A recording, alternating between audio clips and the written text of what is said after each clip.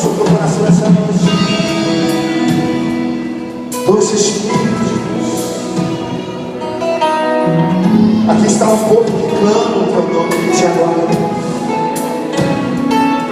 E a tua palavra diz que os teus ouvidos não estão tapados e nem com a mão encolhida para que não possa abençoar, e nem teus ouvidos abertos para que não possa ouvir o clamor do teu povo. Só que aqui tem pessoas que não estão só clamando, não estão só pedindo, Deus, mas que estão adorando ao Senhor, que estão abrindo o seu coração nessa noite para declarar palavras proféticas, palavras de amor, palavras de vitória, sentimentos guardados, que estão sendo expostos nessa noite, para que os anjos do Senhor possam pegar essa oração, Deus, e fazer algo diferente no céu. Ouve o clamor, Senhor.